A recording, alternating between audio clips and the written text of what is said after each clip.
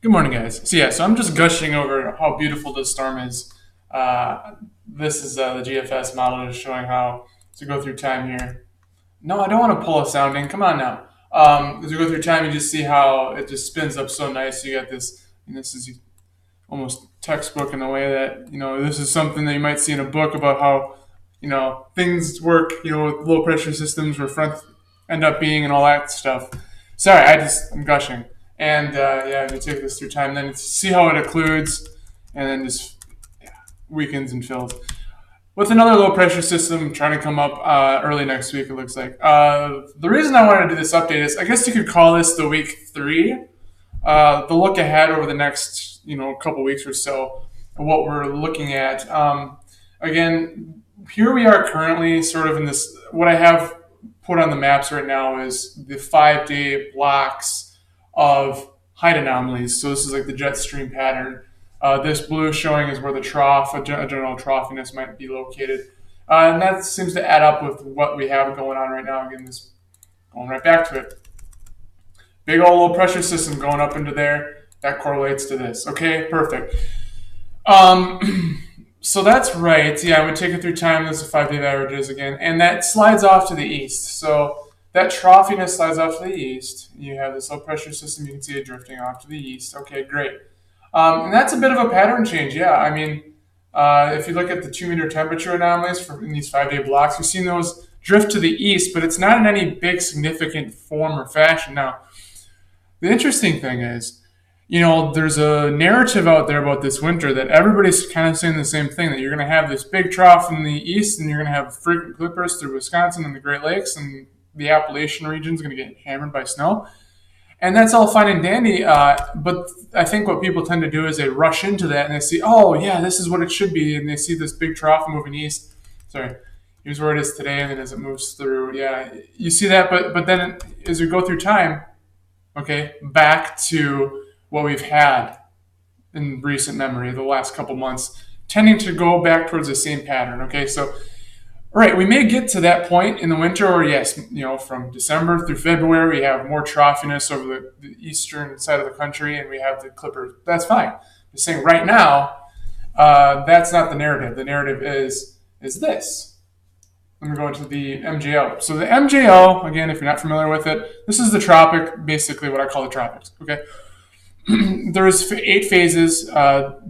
We're in phase 1 right now. Before, on my last update, I think it was Monday, I said it looked like it was heading into the unit circle, but I don't think it's doing that. I think it's clearly not the forecast now. It's kind of looping back around in this segment here in the 8 to 1 phase there. And typically, and it's been there for a while, and it's not going, doesn't seem to be going anywhere really anytime soon. But eventually it will move off of there. But again, if you're looking for that narrative of big troughiness in the east, prolonged, it's not happening yet. The tropics are not on board. And when you look at phase 8 and 1 for precipitation, you have phase 8 looks like that with the highest precipitation straight through Wisconsin and into the Great Lakes. Phase 1 is further south. Okay, that's across Illinois. That's where the axis tends to run. And I think that trend is related to convective thunderstorm energy and potential and activity. But anyways, the temperature again would be something like, I'm not going to show you it, but the temperature would be something like below here. Sorry, it'd be like this, below and then above for those phases. I mean, I don't need to show you that right now, but yeah, that's just basically what I'm thinking. So as we go through time here, well, I thought I had it pulled up. Let me just go through it, because this pattern, you're going to see that kind of bearing out. Okay, starting over. Here's pretty much tomorrow. Okay, big cold front, and big old red box there. Big cold front sweeping through. Boom. Okay, cooling off over here. Yep. Now, as we go through time, you're going to see that fill in, low pressure system move through. Okay, remember, I just showed you this. Just showed you. Phase 1. Boom. Sorry. Got a lot of tabs open. Here's that low pressure system. Boom. Okay, that makes sense. It all makes sense. Okay. Now, I don't need to just go through the rest of it. I guess I really don't have much to say. I was mainly just wanted to gush about how beautiful that storm is, and then kind of hit on the long range forecast again. So not much deviation. I wouldn't say that the narrative is really changing. I would say we have to wait yet for the pattern to really set into an eastern trough dominated situation. And there's that low pressure, another low pressure, and then another one. But that one is way at the end. That's 378. That's October 26th. So don't worry about that yet. But yeah, I mean, let's go all the way back and then run this through. Low pressure moves off, and I'm talking from the context of Wisconsin here.